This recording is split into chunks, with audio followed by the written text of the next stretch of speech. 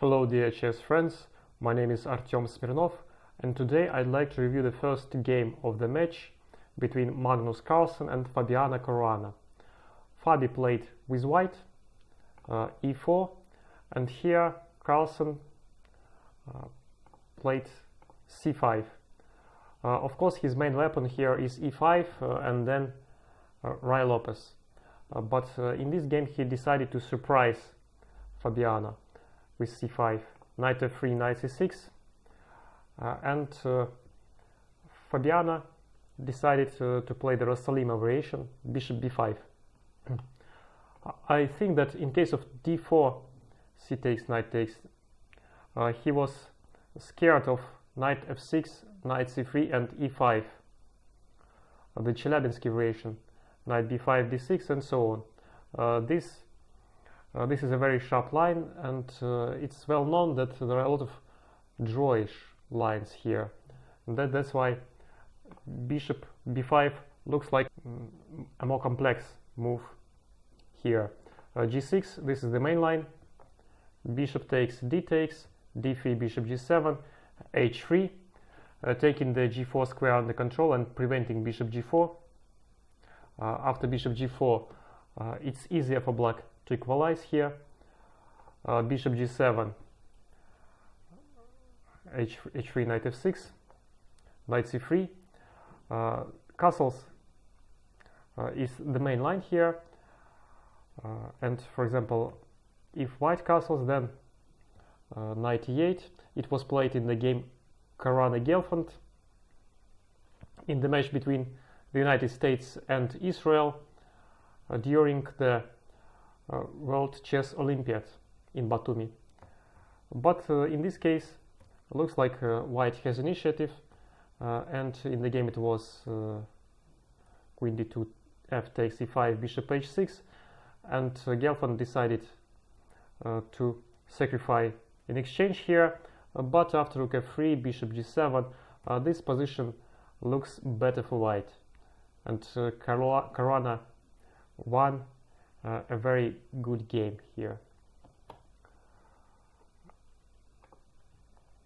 So if white plays bishop e3 immediately, black answers b6, e5,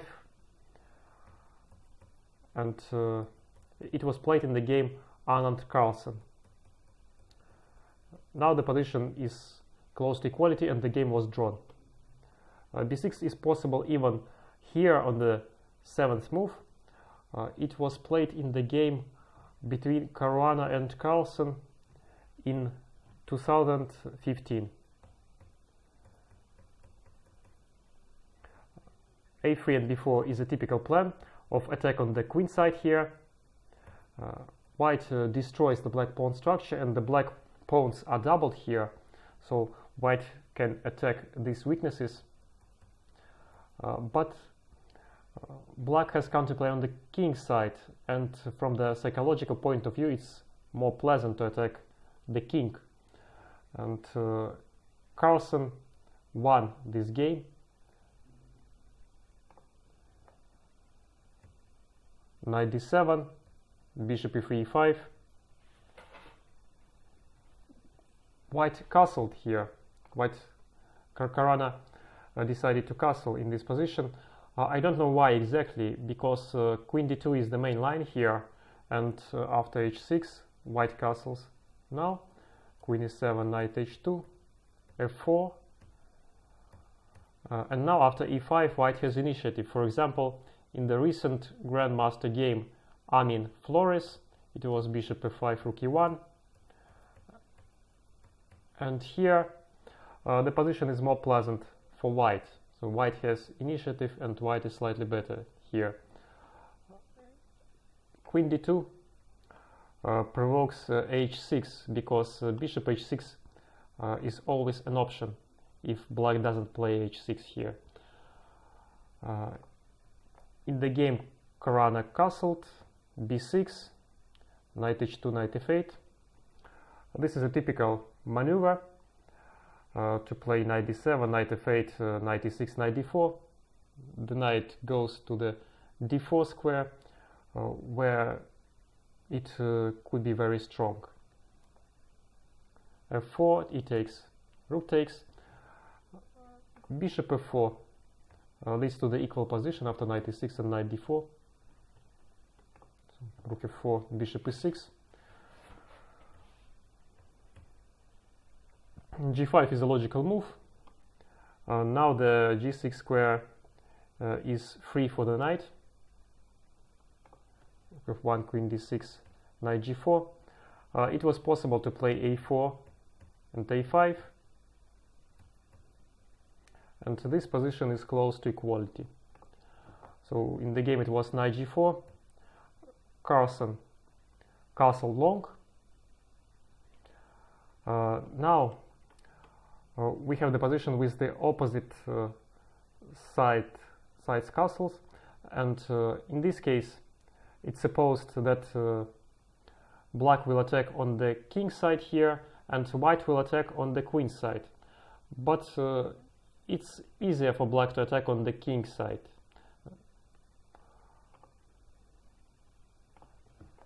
Knight f6 was played in the game. e5 looks tempting in this position, but if black takes the pawn, bishop e5, knight e4, queen c7, white has compensation, but it looks like it's not enough. Bishop d2 threatening with bishop c3, rook g8, to f4, and this position is slightly better for black. If black plays queen b8, then white has a b4 move, which is very strong here,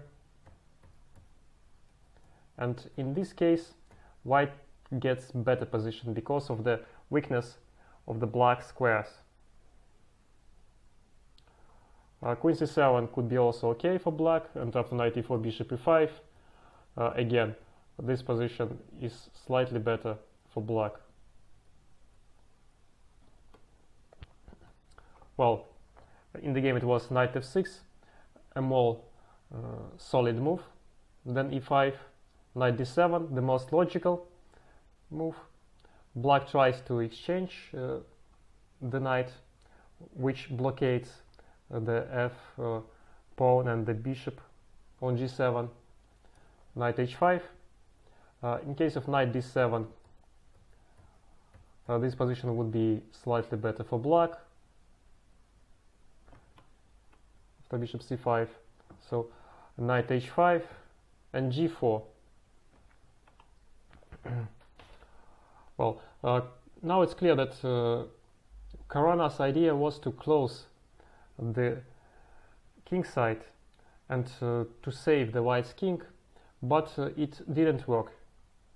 Black plays f6. The idea is bishop f7. Of course, f6 is a very logical move again. b3, and here black is better almost everywhere. After queen e2, for example, this position is better for black, because all the time white has to think about this exchange on the h5 square. So after bishop h5, black will be able to push the g pawn, opening the king side. b3, bishop f7, knight f8. It's a pawn sacrifice. Rook dg8 was possible instead of knight f8, and here black pushes the g pawn, g4, opens the g file,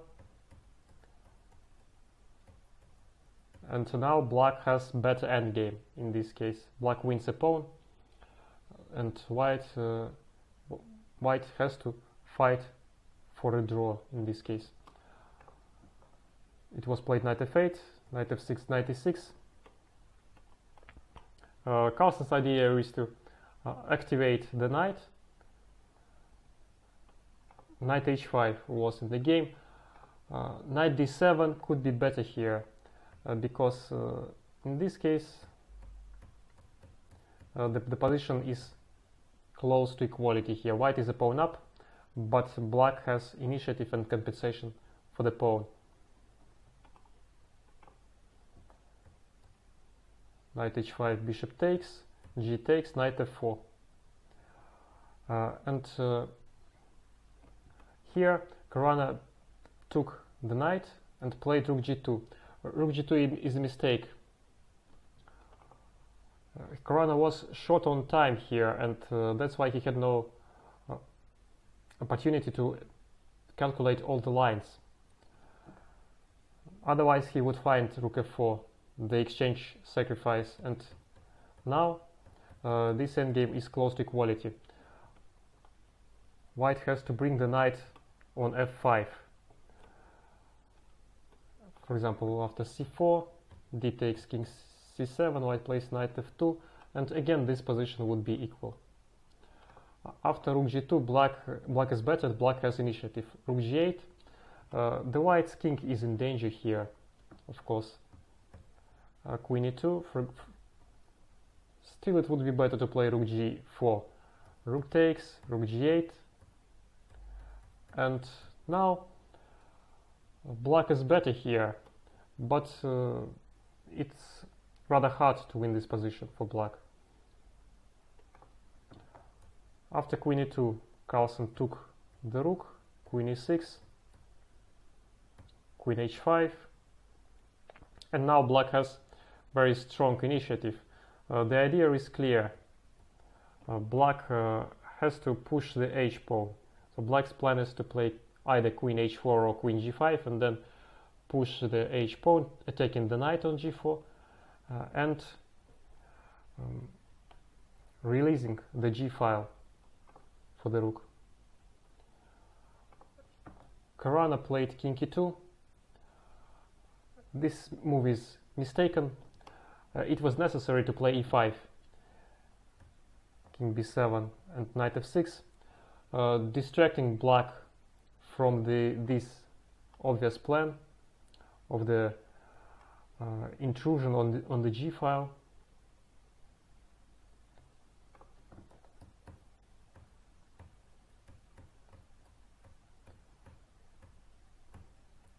And again, this position looks better for black and scary for white, but nevertheless white has options for the successful defense.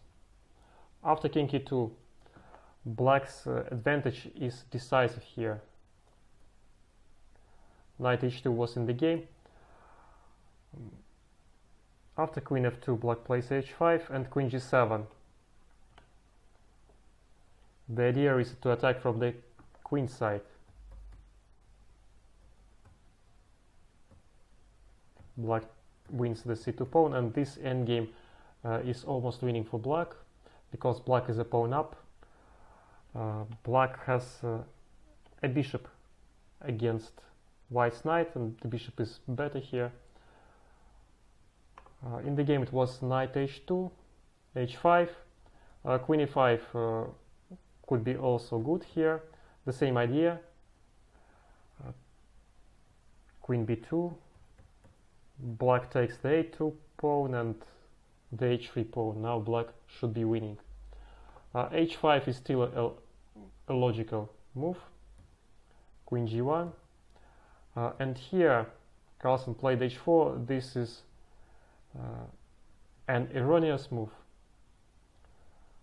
King b7 and after e4 queen g7 would be much better here for black. With the same idea, the queen goes to b2, and after bishop c3 white can't defend. Queen c1, winning the position. In the game it was h4, and white gets a chance for successful defense. It was played king d2. e5 could be even better.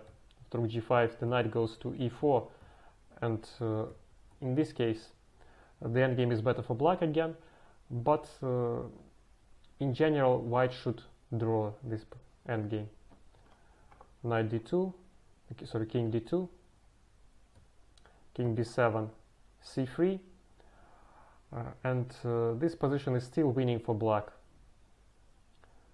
For example, b5, the idea is to push the b pawn and to get the weak squares, the weak black squares in the white's camp. d4, c takes rook d8, and here black is winning. Rook g3 is another move. After the exchange sacrifice, these two pawns are very strong here. Queen a1, and black is still attacking the white's king. And in this position, black is winning. The idea is to play bishop e5, bishop c3. White has no satisfactory defense. In the game it was bishop e5, king c2, queen g7. Black tries to use the long diagonal, but unfortunately for Carlsen, now it's not enough. White takes the f4 pawn, and after bishop d4, Fabi decided to exchange the queens, and this is the right decision, because now the white's king is finally safe in the endgame. Black takes the h3 pawn, and black is a pawn up here, but white gets counterplay due to the e pawn.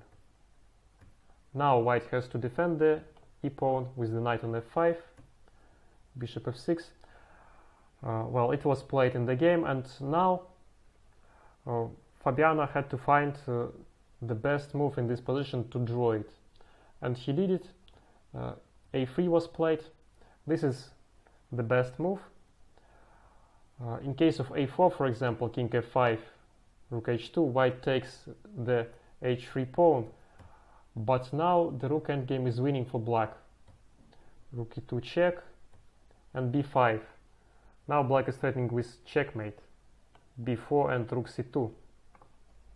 a takes, c takes, rook a4 attacking the c5 pawn, but this counterplay gives nothing here for white. After a5 and the pawns exchange, this endgame is winning for black because of the strong b4 pawn, unstoppable b4 pawn. After a3, the situation is different. b5, b4. First white exchanges these pawns, and after bishop e7, the rook endgame is drawish here. This is a typical rook endgame 2 against 3. Black is a pawn up, but it's impossible to win this position. And already here it was clear that this game would be a draw, but Carlsen decided to find some kind of ways to put pressure on his opponent, but of course it didn't work this time, because well, it's a well-known theoretical draw, and the white's defense is not so hard here. First of all, white has to attack the black pawns and to defend the white pawns on b4 and d4. A lot of moves were played here. Finally, Carlsen decides to exchange the a6 pawn on the d4 pawn, but now the defense is even more simple, and here the game was drawn.